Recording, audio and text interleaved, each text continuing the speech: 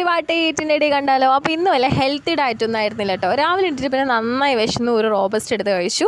പിന്നെ റാഗീൻ്റെ ദോശയും പിന്നെ ചട്നിയും കഴിച്ചു. ഇത് കഴിച്ചപ്പോൾ ഞാൻ വിചാരിച്ചു ഇന്ന് നല്ല ഹെൽത്തി ആയിട്ടൊക്കെ മുന്നോട്ടുണ്ടാവുന്നത്. അപ്പോഴാണ് അമ്മ പ്ലാൻ ചെയ്യുന്നത് ചക്കയുണ്ട് അത് മുറിക്കാം. അങ്ങനെ ചക്ക മുറിച്ച് അത് കഴിച്ചു.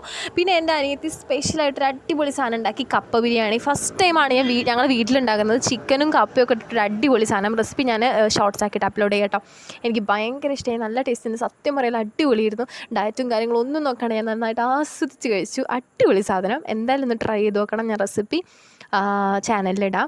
ഇത് ഞാൻ ഉണ്ടാക്കിയാലും എൻ്റെ അനിയത്തി ഉണ്ടാക്കിയാണ് കേട്ടോ. പിന്നെ ഞങ്ങൾക്ക് പുറത്ത് പോകേണ്ടായിരുന്നു, കുറച്ച് ഷോപ്പിങ്ങും കാര്യങ്ങളും ഉണ്ടായിരുന്നു. അപ്പം കോഴിക്കോട് ദക്ഷിണിൽ കയറിയിട്ട് മസാല ദോശയും വടയും കഴിച്ചു.